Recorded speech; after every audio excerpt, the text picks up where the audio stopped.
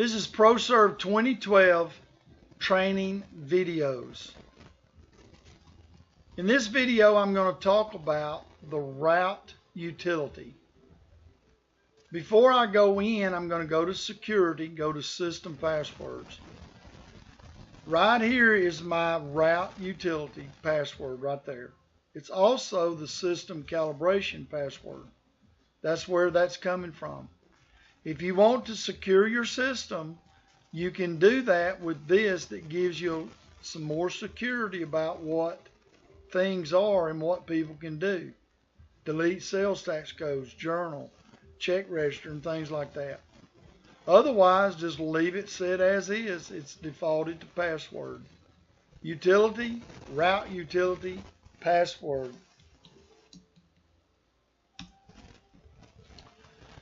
I'm going to click this load button and load my service account files. Like any other data grid, I can sort by any field by just simply clicking on it. Don't pay any attention to this guy. This is a system built-in record, and it's used by the system. Don't worry about it. What this program allows you to do, it allows you to globally change your zip code, your route, a map code, sales tax code, territory code, or county code. Okay? And also class. Class is right here. And the way that I do that is I can tell the program, I make a selection, I say find the zip code. Now I'm going to sort by zip here so we can see what it does. Now replace route. So what I'm doing is find this, the zip code 35004, and replace it with, let's say I added a new route. Okay, and of course I would need to do that through the proper lookup table. So what it's going to do, if you'll look at the route here, you'll see that it's going to change to that R0 new right there. And that's how I did that. So if that's all I needed to do, then I would just click Save All and get out of the program, and I'm done. If I wanted to locate or find a route and change the map code, then I do the same thing. I just enter the route I want it to find and then enter the map code that I wanted to replace with. I could say find this route and replace it. Replace the route. I could say find the tax code and replace it with that county, or whatever it is that you're trying to do. Okay? Now, sometimes you can't necessarily do that. That would be wonderful if you could. It would be wonderful if you could come in and add a new route and blow that route in for that zip code match. But sometimes that's not, that may not be possible for you to do that. But what you can do, for example, I could manually change this route by just getting in that field and typing it. And it's almost acts like a spreadsheet. But just be careful doing that, because the program's really not verifying that that's a real route. And don't leave a route blank.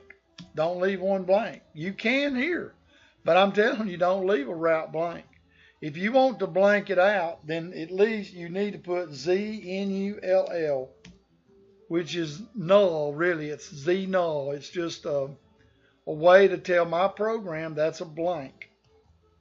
And it's important. If you leave that blank and you save out, you're gonna have problems in your program.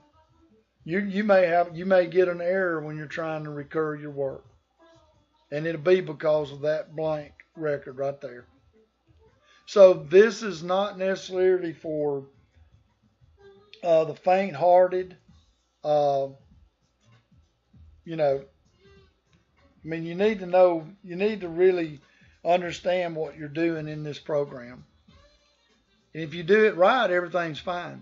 So I can change the route. I can change the map code. Okay, see? And it's going to accept whatever I do. Whether it's not going to automatically put it in uppercase and all that good stuff. It's raw.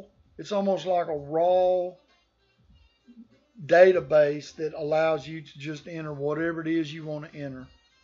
Okay?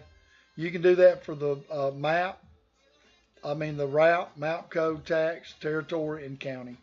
You can also do it for the class.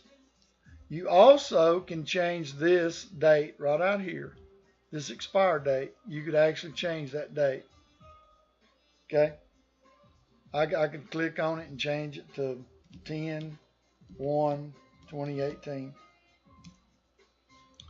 So you can change that date. Now, most of the time, you really don't want to do that type thing, but you can. Okay? Again, just be careful in doing it. But when you can, you really need to use this feature to do what you need to do to globally, change things in your service account file, so that you don't have to pull each account up individually in the customer file maintenance and make a sales tax change, a sales tax code change. Okay, you follow?